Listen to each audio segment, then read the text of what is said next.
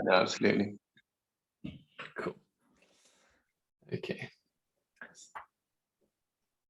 Okay, welcome back to another episode of the Chiropractic Student Podcast. Today I'm joined by Alex. He works at Life Effect in Southampton. He's the clinic owner with his partner, and he's here to talk to us a little bit today and give us some insight into the big wide world of chiropractic. So thank you very much, Alex, for coming on to the show.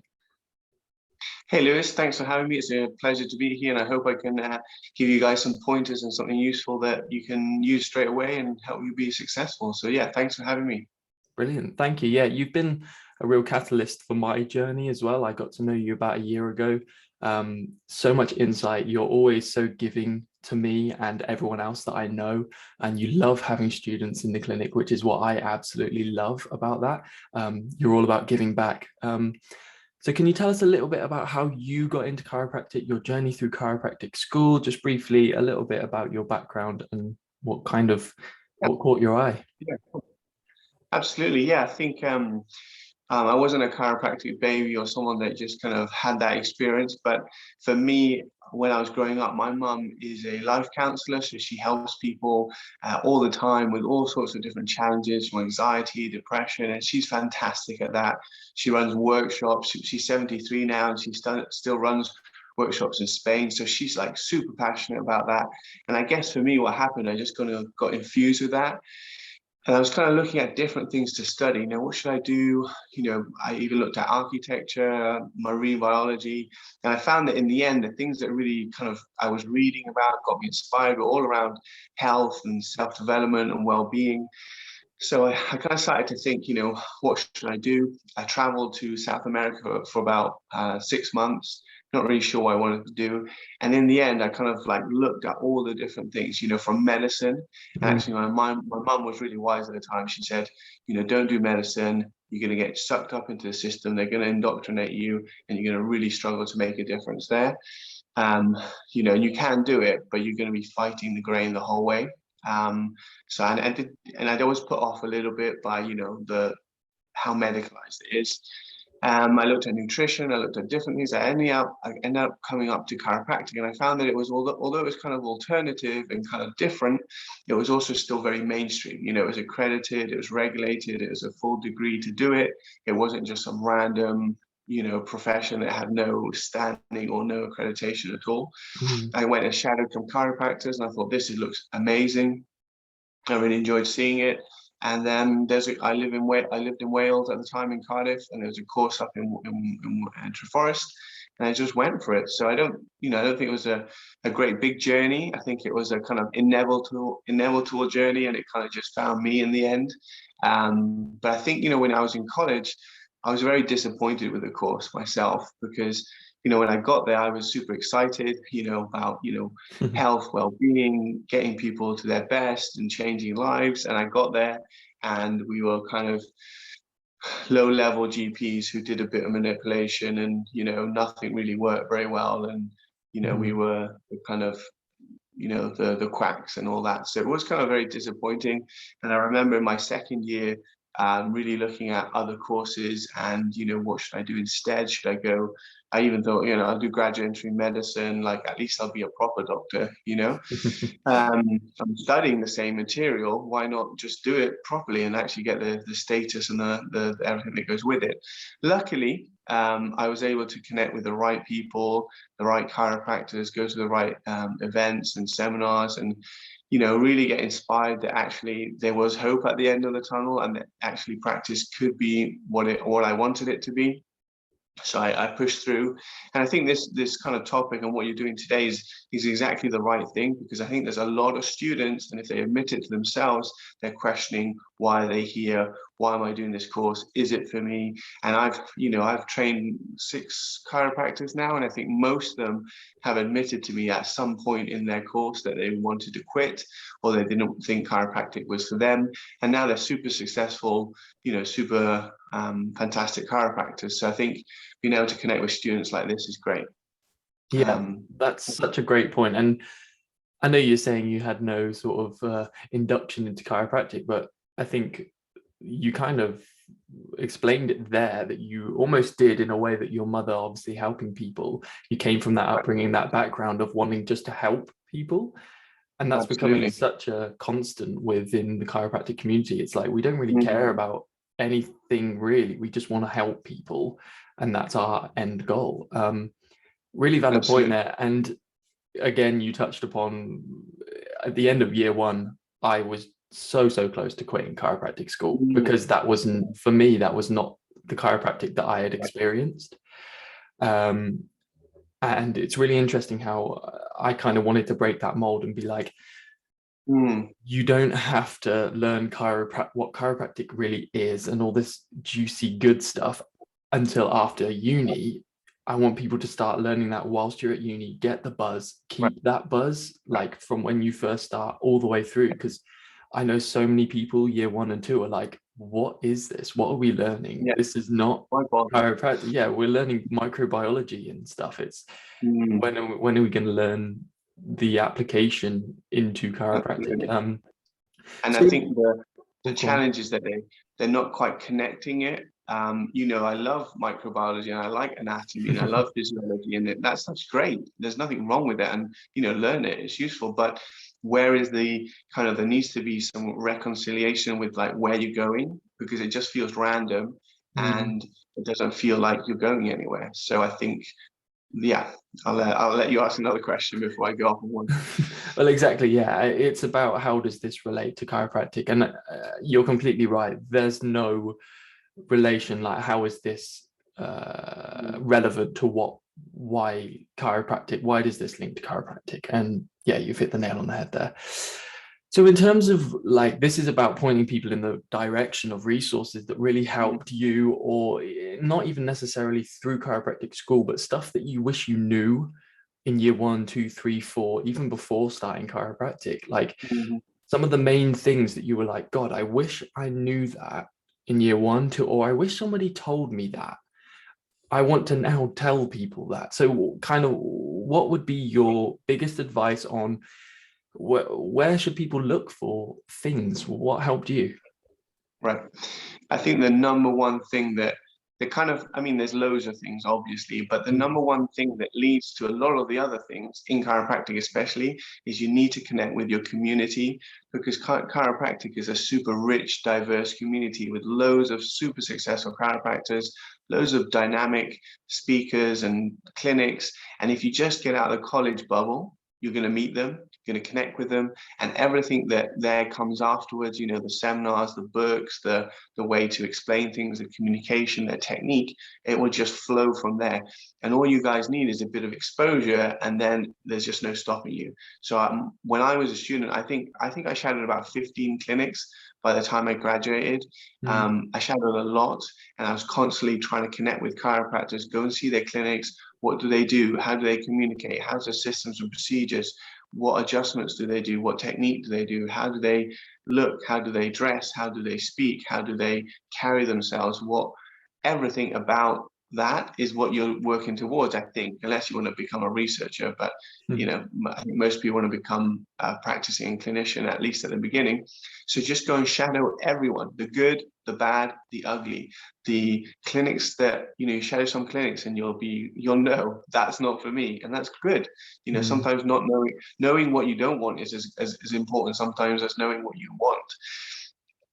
Before we set up our clinic here in Southampton, me and my wife Hannah, we actually went to America for 2 weeks just to shadow about 6 clinics of some of the best chiropractors that I knew, just to make sure that we're not reinventing the wheel, because you think that they teach you everything at college. They're just making you safe and competent. That's actually their goal. They're not going to make you outstanding, mm, excellent. They're not going to do that. And if you accept that, then you don't worry about it anymore.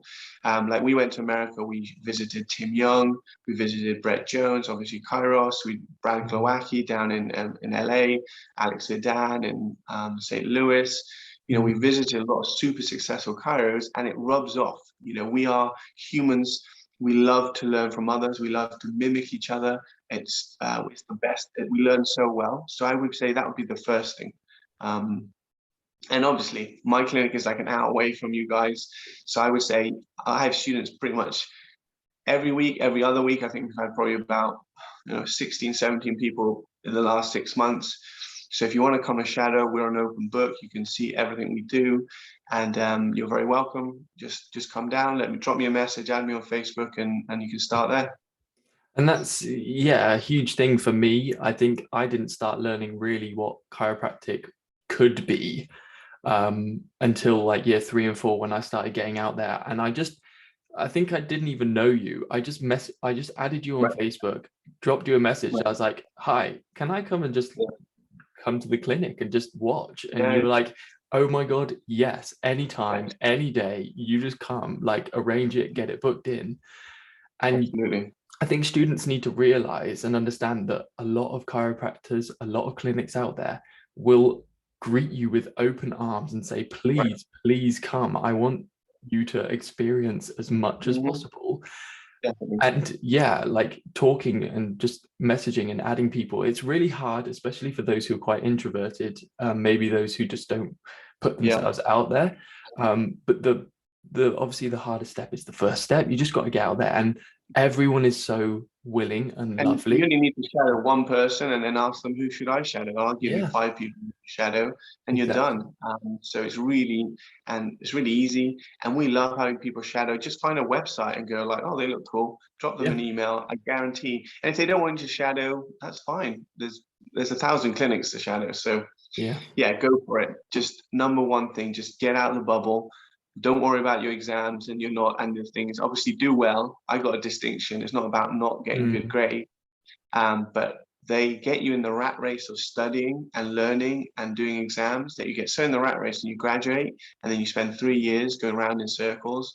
It's important, because if you don't pass, you're not a chiropractor. But honestly, it's just you got to do the other stuff. If you're not going, you're going to struggle. And students, I'm often telling students, I've been telling students for the last 7 years, go and shadow, and they're like, yeah, I'll wait till I graduate. It's too late. It's too late. You're gonna stumble around, and if you're lucky, you end up at the right clinic. And if you're not, I just hired someone a while back who spent 1.5 years just going around in circles in some other clinic. So yeah, got to do it. Brilliant. So going back to picture yourself, Alex, back in chiropractic school, year 1, year 2, you got your little backpack on your back. What would you say to Alex circa year 1, year 2 chiropractic school? Aside from going and just talking to people, like what would be another resource that you found really helpful?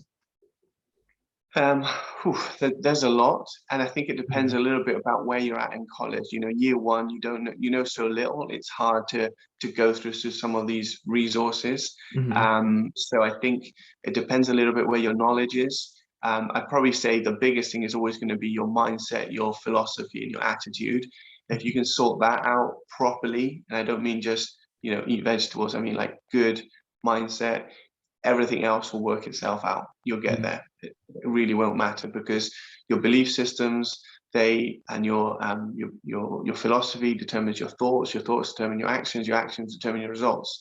You'll work it out. It'll be fine. So if I was like right in the beginning, I probably wouldn't be thinking about chiropractic as much, apart from going to visit and shadow, go to conferences like the UCA, or go to seminars. I just go to any event they let you in. As a student, you can beg, borrow, steal. They'll let you in for free. They'll give you a discount. Just go to any seminar, any event, Kairos, Syntropy, anything, just any seminar that you can get your hands on, and do that. But the other thing I would just do is work on yourself, and I think Kairos is good for that, for example, because they're good at developing your routines, So I would read like what's it called, the Chimp Paradox is a great book on have you heard of this book? I've literally got it here right beside me, the Chimp Paradox, Dr. Steve Peters. Excellent book, really good, because it will allow you to kind of like actually practically, like not just oh yeah, this is a good idea, but actually practically work on how you program your brain and your habits, and how you manage your internal thoughts and drives and desires, and kind of take all that raw energy and put it in the right place, because that stuff will screw you up really bad. and no amount of coaching or self-help books or technique seminars or communication skills will solve that if you don't sort your mindset philosophy out first. So that would be that. I would also read The Power of Now by Eckhart Tolle, which is also a great book and fits really well with chiropractic. You guys do a lot of Kairos. I think Kairos is great. I would just try and, some of the great chiropractors that I really enjoy, Tim Young, if he's in the UK, get to his seminar. You know, yeah, I'm begging for him to come back. I've been to it like 3 or 4 times. I've never been. Just say, even if you don't understand what you're saying because you've done 3 months in college, he'll get your juices flowing and you'll be like, okay, this is awesome, let's do it. I don't know what he's talking about, but yes. So that would be a really good one. If you're like a bit later on in college, maybe you're like 3rd or 4th year, I would watch Martin Harvey's Whiteboard Wednesdays. He's on Vimeo, and he's got like 100 videos plus. They're like 3 to 4 minutes long, just little concepts like things like table talk, or your report of findings, or talking about wellness care or whatever it is. He's an Australian guy, really good, really well read on the influence and kind of literature, and yeah, really good. Martin Harvey, he's on Vimeo. He's a good one if you're kind of more 3rd, 4th year and you're kind of thinking more about client, communicating with patients. A nice book as well if you're kind of 3rd year, 4th year plus. It depends your knowledge. If you've done enough in a bit of neuroanatomy, neurophysiology, I would read the Neurodynamics of the Subluxation and you can actually buy it on Amazon, which is really weird. It's by A. Homewood. It was written in the 70s, but the core essential of neuroanatomy, of neurophysiology hasn't changed since the research then. Like, they've got more detail, but for our level, we're not neuroscientists. It's not changed a lot. And what's good about this book is it reconciles neuroanatomy, neurophysiology, and chiropractic, because I find at college you just learn it and you're like, yeah, great, but what does that mean in practice? Actually applies it into chiropractic. Yeah. So phrenic nerve comes from the lower cervical spine and goes to the diaphragm. Great, but what does that mean? Does that mean I can do something with that? Or is that just random information? Can I affect breathing through the cervical spine directly? I don't know. So there's a lot of that stuff that isn't really often covered, I found, at college at all. So this book is great. It's short, it's 200 pages, I think, and it just goes through the 101 kind of chiropractic neurology. It's really well written, it's detailed, and all the somatovisceral effects, visceral somatic, all these kind of little detail. It'll just get, you'll start thinking, okay, like obviously some of the old models of chiropractic pinching on nerves aren't accurate, but actually our ability to influence the nervous system objectively is greater than I think as students we're told. It's a little bit it's super interesting. So read that one. That's great as well, because like you were saying, it's the relation to what we're actually doing and why we're learning everything, but also it's like justification. You get some people come in, it's clinical justification. If you can say to them, I'm adjusting C7, for example, because of this anatomical link, and it's been proven by this book. Here it is, 1970, whenever it is it came out. Like, here it is, I can actually prove it. You have more clarity in your adjusting, and you have a lot more faith in what you're doing. Yeah, definitely. And the clients don't really care, but you need to know. You need to have the passion and the knowledge, because they just, as long as you're confident and you say the right things, that they're fine with it. They don't need to know, but you need to know, because and the good thing is, you don't have to say, look, like I see a lot of people with their IBS improves with care. A lot of people with IBS. It's really common. I wouldn't say that we treat IBS to anyone. Not allowed to. I wouldn't, even if we were allowed to, I wouldn't. I would just say, look, IBS, lots of factors, but one factor is that, the digestive system is interconnected with the nervous system, particularly, lumbar-pelvic area. You've got all the nerves that overlap. Anatomically, the bowel and bladder are close to the spine, just they sit next to each other. Changes in your sympathetic and parasympathetic are going to affect the inflammation and irritability. There's millions of ways directly and indirectly that potentially the functioning of your spine and nervous system could affect your IBS. Now, I just say to them, look, I don't know if it will, it might not, but it'll be a bonus if it does. Yeah. And they're really happy with that, because I'm not promising anything. I'm not claiming to treat it. I wouldn't ever, to be honest, even though I'm pretty confident it will. Yeah. And then when it does, though, it's great. They're happy, you're happy, and it does. So, but understanding maybe a little bit of the neurology, why that could potentially happen, will be useful, because then you can be like, oh, it could be this.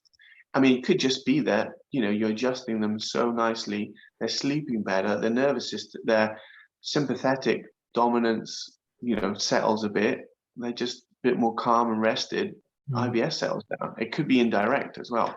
Yeah, it's multifaceted as well, isn't it? It could be anything. And lifestyle change, when people have chiropractic care, they tend to go on a big lifestyle shift as well, with eating and sleeping and exercise, and it's the whole package.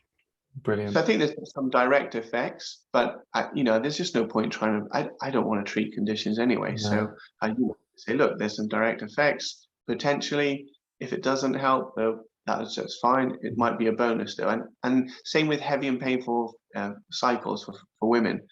So common that women with heavy painful cycles, once we clear out the distortion or subluxation in the pelvis or lower lumbar, or in another area, that improves. There's many reasons why it could improve. There's some direct effects, some indirect effects, but it's very common. But I don't treat those things. No, exactly. Well, we don't treat symptoms anyway, do we? Well, even more in this case. Brilliant. Okay, that's a real nice place to wrap it up, I think. So the main things to take are just integrate into the community, get out there and communicate with other chiropractors.